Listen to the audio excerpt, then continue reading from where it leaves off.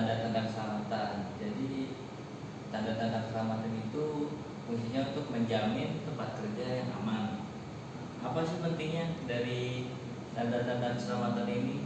Kita lihat di slide selanjutnya. Jadi pentingnya keselamatan di tempat kerja, satu, untuk melindungi karyawan dari bahaya, dua, mengurangi kecelakaan dan cedera, tiga, mematuhi persyaratan hukum, dan empat, meningkatkan produktivitas dan semangat kerja. Terus kita ke slide selanjutnya. Bahaya umum di tempat kerja, yaitu ada bahaya fisik, ada bahaya kimia, dan ada bahaya ergonomis.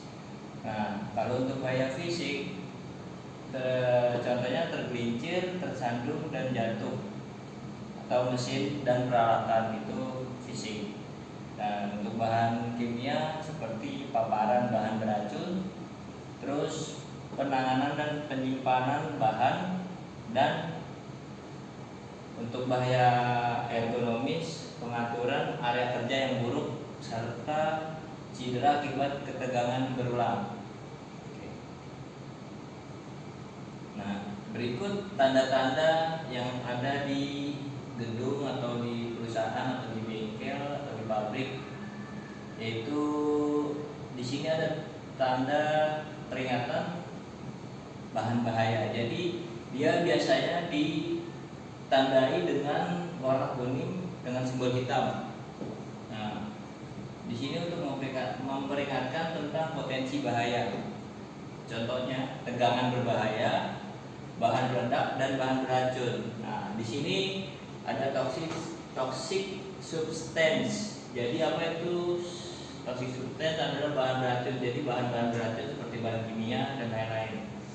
Dangerous voltage, itu tegangan berbahaya, seperti kita kalau mengerjakan mobil listrik dan kita mengerjakan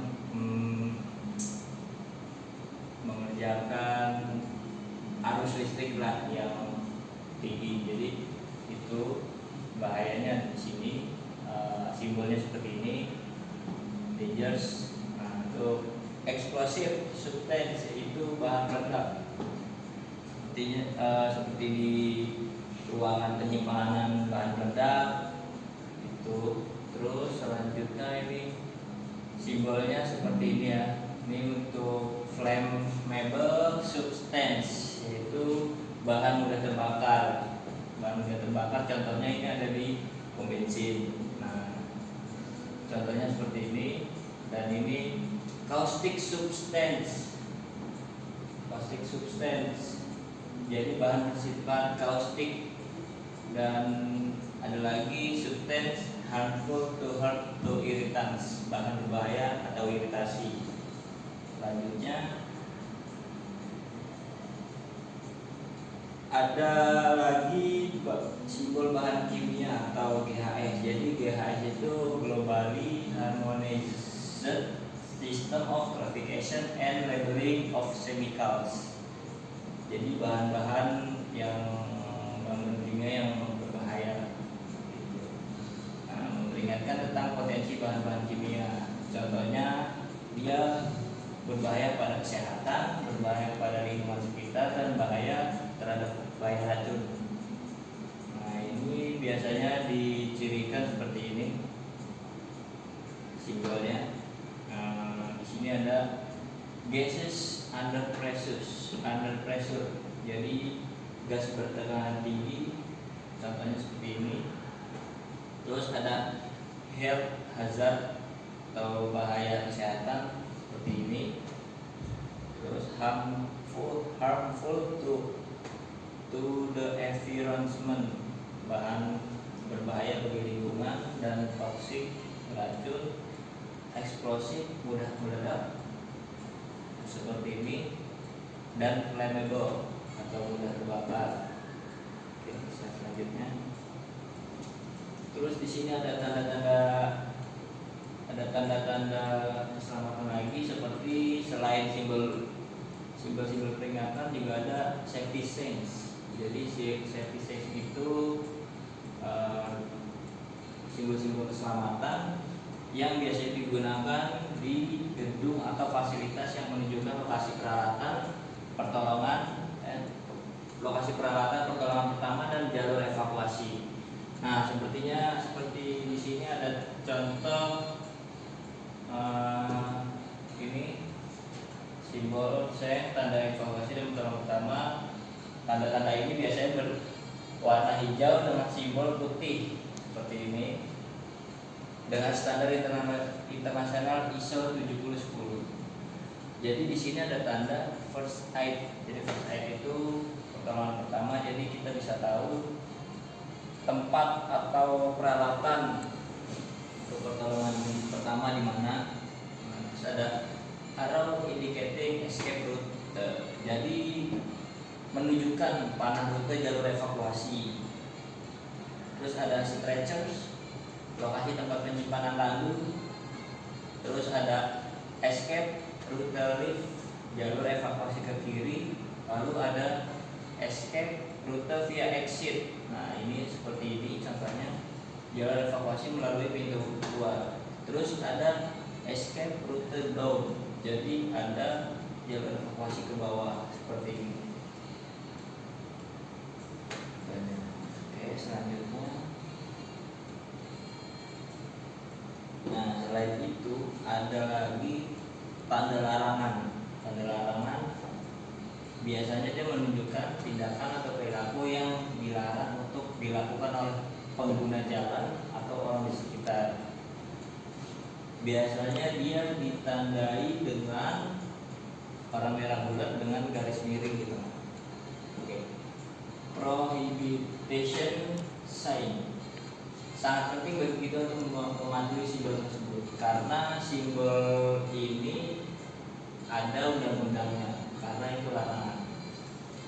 Seperti kita menerobos lalu lintas, ya kan, itu kan pasti ada undang-undang lalu lintas tersendiri. Nah, ini biasanya terdapat pada pom bensin. Kalau di pom bensin itu no smoking, ya, biasanya dilarang merokok karena itu bahan berbahaya. Terus di jalan raya seperti saya sebutkan tadi, seperti lampu merah, dilarang parkir atau dilarang stop. Terus di pabrik biasanya juga ada, di gedung apalagi, dan di suatu produk. Nah, biasanya di sini ada tanda not pedestrians, jadi dilarang berjalan kaki atau berjalan kaki. Ini seperti kayak kita lagi di taman gitu kan, ini bukan untuk berjalan kaki di jalan rumput-rumput gitu. Terus no extinguishing with water, jangan padamkan dengan air. Biasanya jangan padamkan dengan air, biasanya kebakaran dengan seperti listrik itu tidak disarankan untuk pakai air. Jadi no eating or drinking, dilarang makan atau minum. Terus not drinking water, bukan air minum. No fire, open flames or smoking, dilarang menyalakan api atau rokok. Authorized personnel only, hanya untuk petugas berwenang. Oke, selanjutnya. Nah, selain tanda-tanda keselamatan, kita juga ada untuk keselamatan tersebut alat pelindung diri atau APD. Jadi APD ini biasanya terdapat di hampir semua kerjaan ya, termasuk bengkel, pabrik, dan gedung biasanya ada seperti ini. APD, tanda-tanda seperti ini. Pelindung mata, kacamata, atau pelindung wajah. Terus juga ada pelindung pendengaran, penutup telinga atau sumber telinga. Terus pelindung tangan dan sarung tangan. Biasanya wear protect goggles, jadi kenakan kacamata pelindung, dan wear hard hat, kenakan helm. Terus wear ear protect, kenakan pelindung telinga. Wear breathing equipment, kenakan alat pernapasan, serta wear protective shoes atau sepatu pelindung kayak sepatu safety. Wear protect gloves, kenakan sarung tangan pelindung, seperti kayak kita lagi menghandle mobil listrik, pasti kan tegangannya tinggi, kita harus memakai sarung tangan yang bertegangan tinggi. sampai bisa menahan sampai 1000 volt. Oke. Terus di samping itu ada lagi prosedur darurat. Jadi jenis-jenis darurat di sini ada kebakaran, tumpahan bahan kimia, keadaan darurat medis, serta langkah-langkah tindakannya yaitu rencana dan rute evakuasi, nomor kontak darurat, terus prosedur pertolongan pertama. Terus di samping itu juga ada latihan dan pelatihan, yaitu latihan darurat secara berkala dan memperbarui prosedur darurat. Oke. Yaitu selanjutnya praktik kerja yang aman. Untuk pedoman umum, ikuti tanda dan peringatan keselamatan, laporkan bahaya dan kondisi tidak aman, jaga kebersihan dan keteraturan.